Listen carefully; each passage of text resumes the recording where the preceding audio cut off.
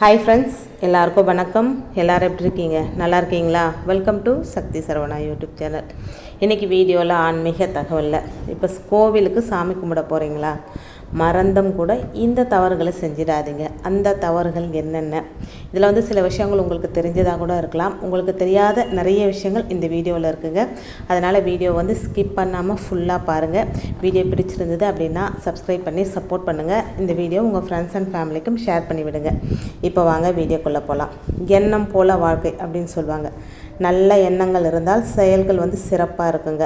நாம் பேசும் வார்த்தைகளும் எண்ணமும் நல்லதாக இருந்தால் நம்முடைய வாழ்க்கையும் நல்லாவே இருக்குங்க. கோவிலுக்கு சாமி கும்பிட போகும்போது தூய்மையான பக்தியோடு போகணுங்க. கோவிலுக்குள்ளே தப்பி தவறியும் சில தவறுகளை செய்யக்கூடாதுங்க அப்படின்னு இந்து தர்ம சாஸ்திரத்தில் சொல்லப்பட்டிருக்குங்க. அது என்னென்ன? முதல்ல இறை சிந்தனை. மனக்குறைகள் நீங்கவே தான் நம்ம கோயிலுக்கு போகிறோம். அங்கே போய் ஏதாவது யார்கிட்டையாவது சண்டை போட்டு மன உளைச்சலை அதிகரிச்சுக்க கூடாதுங்க. கத்தி பேசக்கூடாது. அடுத்தவங்கள பற்றி குறை பேசக்கூடாதுங்க. இறை சிந்தனையோடு இறைவனின் நாமங்களை மட்டுமே நம்ம சொல்லிக்கிட்டு இருக்கணுங்க. அடுத்தது கோபுர தரிசனம். கோவில் பிரகாரத்தில் நுழையிறதுக்கு முன்னாடி நாம் கோபுர தரிசனத்தை செஞ்சுட்டு தான் கோயிலுக்குள்ளவே நுழையணுங்க. அதுபோல் திரும்பி வரும்போது, கோயிலை விட்டு திரும்பி வரும்போதும் கோபுர தரிசனம் செஞ்சுட்டு வீட்டுக்கு போகணுங்க. நீங்கள் சிவன் கோயிலுக்கு போகிறீங்க அப்படின்னா அங்கே இருக்கிற நந்தி தேவருக்கும் சிவனுக்கும் இடையில் எவ்வளோ இடம் இருந்தாலும் அந்த வழியாக நாம் நடந்து போகக்கூடாதுங்க. நிறைய பேர் இந்த சரியாக கடைப்பிடிக்கிறது இல்லைங்க. நந்தி தேவருக்கும் சிவனுக்கும் நடுவில் பக்தர்கள் நடந்து போகிறது அப்படின்றது மிகப்பெரிய பாவம் அப்படின்னு சாஸ்திரம் சொல்லுதுங்க. தெரியாமல் செஞ்சுருந்தா பரவாயில்லைங்க. இனி தெரிஞ்சும் இந்த தப்பை செய்யாதீங்க. இந்த மாதிரி செய்கிறதுனால நந்தி தேவரோட கோபத்துக்கு நாம் ஆளாக நேரிடுங்க. நந்தியிடம் அனுமதி பெற்று தான் சிவ தரிசனம் செய்யணும் அப்படின்றது உங்களில் நிறைய பேருக்கு தெரிஞ்ச விஷயம். கோவிலுக்கு போனால் நம்ம எப்படி வணங்கணும்? கோவிலுக்கு போய் முதல்ல விளக்கேற்றணுங்க. ஒருவேளை கோயில் அடைக்கப்பட்ட பின்னரோ விளக்குகள் எரியாத நிலையிலோ கோவிலுக்கு போய் நம்ம வணங்கக்கூடாதுங்க.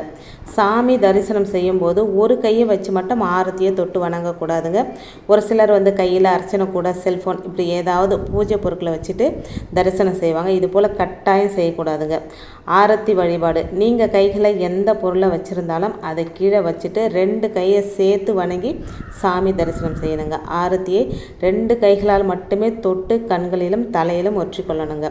அதே போல் தீர்த்தம் கொடுத்தால் அதனை கீழே சிந்தாமல் வலது கையின் அடியில் இடது கையை வைத்து தீர்த்தத்தை நம்ம பெறணுங்க.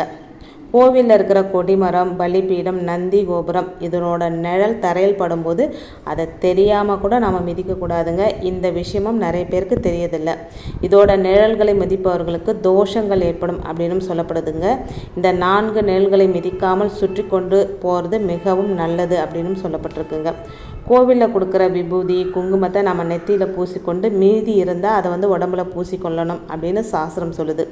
சிலர் அதை தூண்களிலும் சுவர்களிலும் கொட்டிட்டு போவாங்க. அது ரொம்ப ரொம்ப தவறானதுங்க. பிரசாதம் அப்படின்றது கடவுளோட ஆசையோடு நமக்கு வழங்கப்படுது. அதனை நாம் உதாசீனப்படுத்துவது போல் கோவிலே விட்டுட்டு போகக்கூடாதுங்க. நம்முடைய வீட்டிற்கு எடுத்துகிட்டு போய் பூஜை அறையில் வச்சு தினசரியும் நெற்றியில் வைத்துக்கணுங்க. அடுத்து கோவிலில் கொடுக்குற பிரசாதங்களை நாம் கருவறைக்கு பக்கத்தில் நின்று சாப்பிடக்கூடாதுங்க. கொடி மரத்தை விட்டு வெளியே தான் சாப்பிட்ணும். சாப்பிட்டு கைகளை வேணால் கழுவலாம், கால்களை கழுவக்கூடாதுங்க. வீட்டுக்கு போனதும் கூட உடனே காலை கழுவக்கூடாதுங்க. கொஞ்சம் நேரம் உட்காந்துட்டு பூஜை ரூமில் உட்காந்துட்டு அதுக்கப்புறம் கை கால்களை கழுவிக்கலாங்க. அதுக்கப்புறம் கோவிலுக்குள்ளே சிலர் தூங்குவாங்க. அது ரொம்ப தவறான செயல் அப்படின்னு சொல்லப்பட்டிருக்குங்க. நீண்ட தூரம் பயணம் செய்து அசதியாக இருந்தாலோ நடை அடைக்கப்பட்டு இருந்தாலோ கோவில் கொடிமரத்தை தாண்டி உள்ளே உள்ள மண்டபங்களில் சிறிது நேரம் கண் ஆயிரலாம், தவறில்லை. ஆனால் கோயிலுக்குள்ளே தூங்கக்கூடாதுங்க. அடுத்து கோவிலுக்குள்ளே செல்ஃபோனில் ஃபோட்டோ எடுக்கக்கூடாது, வீடியோ எடுக்கக்கூடாது அப்படின்னு விதிகள் இருந்தாலும் எத்தனையோ பேர் தங்களோட கைகளை செல்ஃபோனை வச்சு வீடியோ எடுக்கிறத வழக்கமாக வச்சுருப்பாங்க. இது ரொம்ப தவறானது அப்படின்னு சொல்லப்பட்டிருக்குங்க. இதே போல் கோவிலுக்குள்ளே போய் தான் ஃபோனில் சத்தமாக பேசுவாங்க. ஆலய தரிசனத்துக்கு போகிறவங்க கூடுமான வரைக்கும் செல்ஃபோனை உங்கள் ரூம்லேயே வச்சுட்டு போகிறது ரொம்ப ரொம்ப நல்லதுங்க. இப்படி பல சாஸ்திரங்கள் இருக்குங்க. இதனை கடைப்பிடித்து வணங்கினால் இறைவனின் ஆசி முழுமையாக கிடைக்கும். இன்றைக்கி இந்த வீடியோவில் நான் உங்களுக்கு தெரிஞ்ச விஷயங்கள் சில இருந்தாலும் தெரியாத விஷயங்களும் சிலதை நான் உங்களுக்கு சொல்லியிருப்பேன் அப்படின்னு நம்புகிறேன். இந்த வீடியோவில் நான் சொன்ன விஷயங்கள் உங்களுக்கு பிடிச்சிருந்தது அப்படின்னா சேனலுக்கு சப்ஸ்கிரைப் பண்ணி சப்போர்ட் பண்ணுங்கள்.